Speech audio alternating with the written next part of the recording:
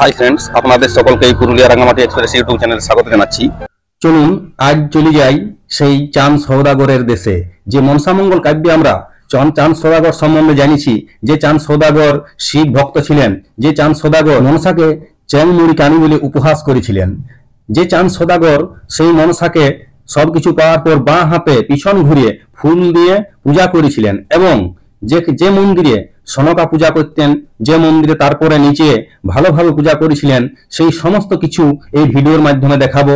তারপরে সেই শিব ভক্ত চাঁদ যেখানে নিজ হাতে প্রতিষ্ঠা করেছিলেন এক শিব মন্দির, বিশাল আকারের শিবলিঙ্গ, সেটাও চলুন এই ভিডিওর মাধ্যমে দেখাবো। তারপর সাধু বাবার কাছে আরো অনেক কিছু জানিয়ে নেবো। মানে সে দুঃখ সহকারে পেছন থেকে বাঁ হাতে করে পুষ্প দিয়েছিল ওইখানটা, ওই আশ্রম আছে যে পেছনে ঝোঁকটা, ওই ঝোঁকটিতে পাশে মন্দির করে দিয়েছে, ওইখানে পেছন থেকে বাঁ হাতে করে মুখ দর্শনও করে নাই, ছুঁড়ে দিয়েছিল। তার নিচে দিয়ে হচ্ছে গাঙ্গুর নদী, বুঝলেতো? ওই নিচেটা হচ্ছে সোতাটা গাঙ্গুর নদী। নদীটা এদিকে ছিল আরো পিছিয়ে গেছে না, ওইটাই গাঙ্গুর নদী, তারপর তো দামোদর। গাঙ্গুর নদীটা মিশছে দামোদরে সবকিছু ফিরে পেলো আনন্দ করে। এইখানে সনকা বারবার ঘর পেতে পুজো করার চেষ্টা করেছিল, ও চাঁদ সওদাগর লাথ মেরে ফেলিয়ে দিয়েছিল, পুজো করতে দেয় নাই, বলছে আমি পুজো করতে। ওইখানে আনন্দ করে লাস্টে বসে নিজের হাতে করে ডান হাতে করে পুজো, এখানে ডান হাতে করে পুজো দিয়েছে। মানে এইখানে সনকার প্রথম পুজো এইখানে, আর নিজে পুজো করেছিল ওই আটচালাটা আছে, ওখানে পুজো করে নাই, বাঁ হাতে করে একটা পুষ্প ছুড়ে দিয়েছিল, একটা পুষ্প ছুড়ে দিয়েছিল, পুজো টুজো কিছু করে নাই, মুখও দেখে নাই, মুখ দর্শন করে নাই। যে হাতে পুজো আমি দেড় পানি, সে হাতে না পুজো করছে আমি মুড়ি কানি। তা বললো যে তুমি বাঁ হাতে ডান হাতে করে পুজো করছো, মানে বাঁ হাতে করে একটা ফুল। তা বললে যে তোর মুখ দর্শন করবো না, বলে পেছন থেকে ছুড়ে দে। এই পেছন থেকে একটা ছুড়ে দিয়েছে। বাসর ঘর ওই সাঁতারি ঘর, ওর নাম হচ্ছে সাঁতারি ঘর। পুরোনো স্মৃতি বলতে একটা খালি শিল রয়েছে, নোড়াটা ছিল বাবা কয়েক বছর আগে, ওটাকে নিয়ে পালিয়ে খালি শিলটাই রয়েছে। আর আগে ছবি টবি করে দিত না, কি ভাইবো, আগে ছবি টবি করে দিত, এখন আর কিছু করে দেয় না। আর চাঁদ সওদাগর এই যে শিবজি নিজের হাতে প্রতিষ্ঠা করে পুজো করতেন। আর ওই যে গাছের তলায় রয়েছে মানেশ্বর বাবা, হ্যাঁ ওটি হচ্ছে পাতাল ফোন, মাথা ভাঙা ছিল, ওর মাথাটা বলি একটু ভাঙা আছে, মানিক ছিল দুটো, ওই কালা পাহাড় ও ছোটাই ছিল, পুকুরটাও বলতে নাকি লাল ছিল আগে, ওই পুকুরটা পাশে জলটা লাল ছিল, রাইট? ঠিক, ওই জলটা এখনো পর্যন্ত যদি কেউ খায় তো মিষ্টতা লাগে, তখন জলটা লাল রক্তের মতো হয়ে থাকতো, এবং যার ভালো হবার হতো সে কোনো ব্যাধি নিয়ে স্নান করলে তার ভালো হয়ে যেত। এখনো যদি শ্রদ্ধা ভক্তি করে যদি কেউ করে, তার প্রতি বাবা যদি দয়া করে। এইখানে একটা কৃষ্ণ মন্দিরের মতো, কৃষ্ণ মন্দির, রাধা কৃষ্ণ মন্দির। আমি আগেবার আসছিলাম তখন এই দিকে 4-5টা ঘুরেছিলাম নিজেই, মানে তখন হয়তো আপনি ছিলেন না, নিজেই ঘুরেছিলাম চারদিকে। 1 বছর আগে আমি থাকিনি, আমি 8 মাস আগে থাকিনি। আমার ওই মন্দিরে পুজো করা বহুত দিন হয়ে গেল, বহুত দিন 12 বছর বয়স থেকে বাবার পুজো করছি। ওখানে ঘুরে আসি নাকি? হ্যাঁ, কৃষ্ণ। এবার আমরা যাচ্ছি সেই বেহুলা নতুনগড়ের বাসর ঘর। দেখুন সেই রাস্তা কিরকম ভাবে এখন পরিপূর্ণ হয়ে গেছে জায়গাটা। সেই আমরা ওই রাস্তা দিয়ে, একটা সরু রাস্তা আছে, সেই দিয়ে আমরা উঠে যাচ্ছি। সামনে আমাদের তাপস আছে, তাপস ভাই। এটাই হচ্ছে মনসামঙ্গল কাব্যের সান্তালি পর্বত। যে সান্তালি পর্বতে লক্ষিন্দরের যে বিবাহের সময় লোহার বাসঘর তৈরি করা হয়েছিল সাপের আক্রমণ থেকে বাঁচার জন্য, সেই সান্তালি পর্বত। দেখুন সেই সরু রাস্তা দিয়ে আমরা সেই সান্তালি পর্বতে উঠে যাচ্ছি। সান্তালি পর্বতে এখন সেই লোহার বাসঘর নাই, কিন্তু সেই অনুরূপে একটি মন্দির আছে, এবং যে পূজারী বললেন যে একটি শিল যেটি বেহুলা ব্যবহার করেছিলেন, সেই শিল আছে। নড়াটা চুরি হয়ে গেছে কিছুদিন আগেই, যেটা রঙিন ছিল, কালারফুল ছিল, তার জন্যই হয়তো চুরি হয়ে গেছে। আমরা এখন পৌঁছে গেছি সেই সান্তালি পর্বতের উপরের যে লোহার বাসঘরের অনুরূপে মন্দিরটি, সেইখানে চলুন দেখি। আমরা ওখানে যে মনসা মন্দিরের যে পূজারী তার কাছে আমরা শুনলাম যে শিলনোড়ার কথাটা, সেই শিলনোড়ার মধ্যে যে শিল এই যেটা দেখতে পাচ্ছেন, সেই শিলটা এটা নোড়াটা বললেন যে চুরি হয়ে গেছে। দেখুন সেই শিলটা যেটা বেহুলা ব্যবহার করেছিলেন। আর এই দিকটা যেটা যাচ্ছি সেইটা হচ্ছে যে লোহার বাসঘর তৈরি করেছিলেন, সেইটার অনুরূপে এখন যে মন্দিরটা তৈরি করা আছে, যার ভিতরে বেহুলা নফিন্দরের মূর্তি করা আছে। দেখুন এখানে আবার দেখা যাচ্ছে, দেখুন সেই দরজার মধ্যে প্লাস্টিকে পাথর বাঁধে অনেকেই বাঁধিয়ে দিয়েছে। এটা অবশ্যই একটা মানত করার ব্যাপার আছে, সেই মানতের জিনিসটা এখানে বোঝা যাচ্ছে ওই প্লাস্টিকের পাথর বাঁধাটা। এই হচ্ছে দেখুন যে এখানে যে বেহুলা নফিন্দরের যে মূর্তি করা আছে, এখানে মানত করা আছে, এখানে প্লাস্টিকে পাথর বাঁধা আছে, এখানে মানতের ব্যাপারটা আছে হয়তো। এখানে আশা পূরণের জন্য, স্বপ্ন পূরণের জন্য অনেকেই মানত করে যান। এটা মনে হয় স্বামীর দীর্ঘ জীবনের জন্য করা হয় মনে হয়। অবশ্যই এই দেখুন মানত করা হয়, সেই প্লাস্টিকে পাথর বাঁধে দেওয়া হয়েছে এই গেটের মধ্যে, লোহার যে গ্রিলের গেট তৈরি করা হয়েছে সেইখানে। এটা হচ্ছে সান্তালি পর্বত। ওগুলো কি ফুল বড় বড় ফুল লাগাচ্ছে কেন্দ্রের মধ্যে, বলে কুচিলা বেশি বড় মনে হচ্ছে। সবকিছু পাওয়ার পর যে মনসাকে বাঁ হাতে পূজা দিয়েছিলেন পিছন দিক থেকে, সেটাও এই ভিডিওর মাধ্যমে দেখাবো। চলুন তাহলে সেদিকে যাই। এই মন্দিরটি হচ্ছে মা শীতলার মন্দির। মা শীতলার মন্দিরের পাশেই মনসা মন্দিরটি আছে।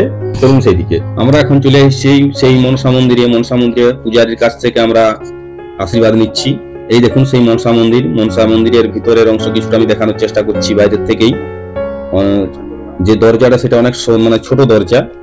বাইরে পূজারী বসে আছেন, আমরা বাইরের থেকে প্রণাম করলাম, প্রণাম জানালাম। এরপর এখানের সিঁদুরের টিকা পূজারী দিচ্ছেন সকলকেই। এখান থেকে আমরা চলে যাব ওই সাইডে যেখানে চাঁদ সওদাগর পূজা করতেন, যে শিব মন্দির, সেখানেও সমস্ত কিছুই দেখাবো এই ভিডিওর মাধ্যমে। আপনারা পুরো ভিডিওটা দেখুন। পুরো যে কসবা, এটা হচ্ছে বর্ধমানের কসবাতে। আমরা ছোটবেলায় জানতাম যে এটা পানাগড় অবস্থিত, কিন্তু পানাগড়টা সামনাসামনি ঘটে এখানের। এটা হচ্ছে আসল যেটা অবস্থানের, সেটা হচ্ছে কসবা, বর্ধমানের কসবাতে। এখানে চাঁদ সওদাগর যে ব্যবসা করতে এসে পরে শিব পূজা করেছিলেন এবং এখানে শিব প্রতিষ্ঠা করেছিলেন। সেই জায়গায় আমরা এসেছি। এখানে মনসা মন্দির আছে, যেখানে মনসা পূজা করেছেন। অনেক কিছুই দেখার আছে। আজ কমসে কম নালো খুব বেশি 15 থেকে 20 বছর যায়নি। আমরা বাইরেটাতেও একটা খোলামেলা মন্দিরের মতো, যেটা এখানে মনসা মন্দিরে আমরা একটা দেখতে পাচ্ছি মনসার মূর্তি। দেখুন সেটা একটা যেন পাথরের তৈরি একটা মনসা ঠাকুর এখানে দেখতে পাচ্ছি, একটা প্রতিমা আমরা। এইটা হচ্ছে পুরনো মনসা মন্দির, যেখানে সনকা পূজা করতেন। সেই মন্দিরটি হচ্ছে এটা। সনকা পূজা করার পর এখানে চাঁদ সওদাগর ভালোভাবে যেটা পূজা করেছিলেন, মনপ্রাণে যেটা পূজা করেছিলেন, সেইটাই হচ্ছে এটা মন্দির। সেটার দেখুন ধ্বংসাবশেষ সেখানে আছে। এটাকেই ওখানে ভালোভাবে নতুনভাবে তৈরি করেছে সামনে, কিন্তু পুরনোটা এখানে তৈরি করার পরেও পুরনোটা এখানে রাখা হয়েছে সকলকে দেখানোর জন্য, যদিও এটা প্রায় শেষ অবস্থা। এইটার ভগ্নাবশেষটা পড়ে আছে। এটা ভালো মন্দিরটা ছিল, কিছুদিন পরিষ্কার করা হয়েছে। আমি যখন আগেবার আসছিলাম, ঝোপঝাড় আছে। এটা মনে হয় বুঝ গাছ না কি গাছের নিচে, ওটা বুঝ গাছ না, কি ফল বসে এটা অন্য পারা যাচ্ছে না। বুঝতে পারলাম যে বড় বড় একটা ফল। তারপরে এই মন্দিরটা ছিল, এই মন্দিরটা সংস্কারের পরে এইটা শীতলা মন্দির। নতুন মন্দির হচ্ছে এখানে। আর ওইটা হচ্ছে হরিমেলা, হরি মন্দির হচ্ছে, হরি মন্দির তৈরি হচ্ছে। আর অপারে একটা দেখেছিলাম আমি, প্রায় ভাঙা একটা রাস মন্দির আছে, কৃষ্ণের মন্দির আছে। হ্যাঁ, ওই যে ওইখানটাতে রাস মন্দির আছে। একই দিনের তৈরি, এইটাও যে দিনের তৈরি, ওটাও সেই দিনের তৈরি। হ্যাঁ, ওটা শিব মন্দির না মনসা মন্দির ছিল? শিব মন্দির ছিল। এইটা মনসা মন্দির। এটাকে সংস্কার করা হচ্ছে, ওটাতে করা হয় না, ওটা নষ্ট হয়ে গেছে। বিষ্ণুপুর যে মন্দির গুলো আছে না, রাস মন্দির গুলো, ধাঁচটা কিন্তু অবিকল সেই বিষ্ণুপুরের রাস মন্দির তৈরি করার ধাঁচটা, মাটির তৈরি, পোড়া মাটির তৈরি কৃষ্ণ রাধা মন্দির। এটাই হচ্ছে রাধা কৃষ্ণের মন্দির। দেখুন সেই রাধা কৃষ্ণের মন্দিরের রূপটা সত্যি, যখন এটা প্রথম নতুন ছিল, ভালো ছিল, সংস্কার করা হয়তো তখন সত্যি খুব সুন্দর দেখাইতো। একটু আগেই তাপস তো বলল যে এটা পুরা যেমন সেই বিষ্ণুপুরের যে রাস মন্দির, সেই রাস মন্দিরের আদলেই দেখা যাচ্ছে তৈরি হয়েছে।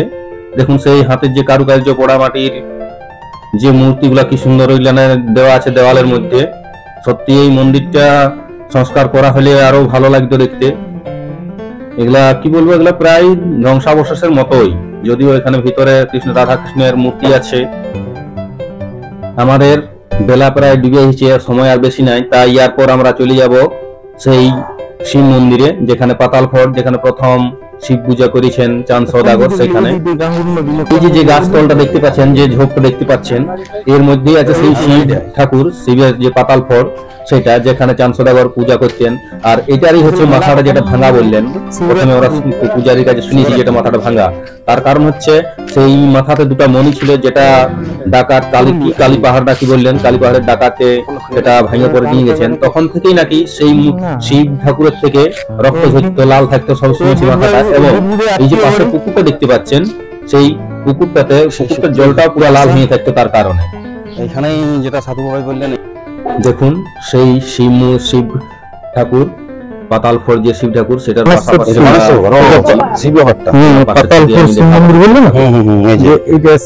সামনেটা মাথা ভাঙা, এটা কালা পাহাড় দুশুয়ে মানে চটাই হয়ে নিয়েছে, এটার মানিকটা নিয়ে গেছে। হ্যাঁ, এটা মানিক ছিল মানে এই শিব বাবাকে দেখে নিয়ে চাঁদ সওদাগর মানে এখানে ব্যবসা করতে থাকি গিয়েছিল।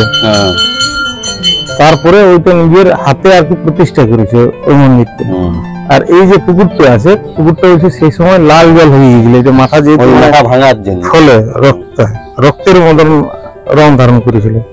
এই পুকুরের জল অনেকে পান করে মানে নিরোগ হওয়ার জন্য আর কি। তাহলে আমরা একটু খাইলি। এটা হচ্ছে মানত করা হয়, এখানে মানত, এটা হচ্ছে এখানে প্রাচীন চিহ্ন আছে, এটা মানত করা আছে।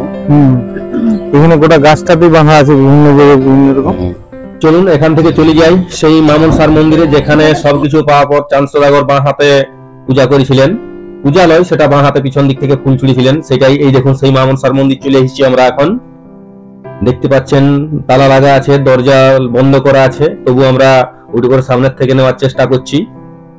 আপনাদেরকে ভিডিওর মাধ্যমে সেই মনসা দেবীর মূর্তি দেখানোর চেষ্টা করছি আমি, পুরোপুরি সামনের থেকে দেখাবো। চলুন দেখুন পুরো ভিডিওটা।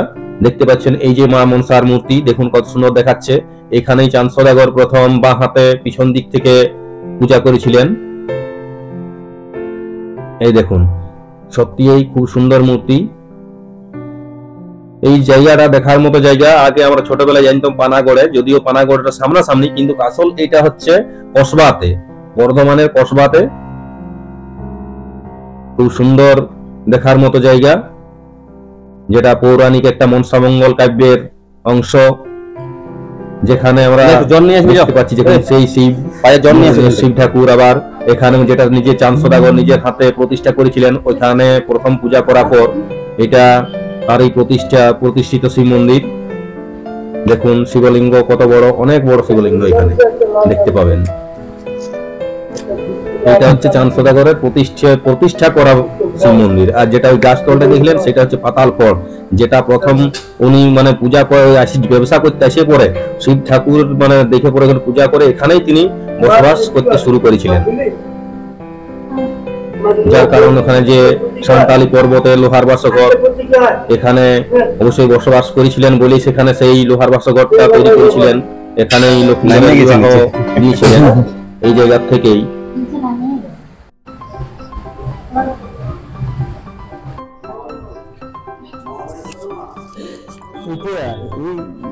এই ভিডিওটা দেখতে দেখতেই আমি আপনাদেরকে বলে রাখি, যদি ভিডিওটা ভালো লাগে থাকে অবশ্যই একটা লাইক করে দিবেন, এবং নতুন বন্ধু যারা আছেন চ্যানেলটি সাবস্ক্রাইব করে রাখুন। এরপর যে ভিডিওটা আসছে সেটা আসবে বাবা ক্ষেত্রপালের মন্দির।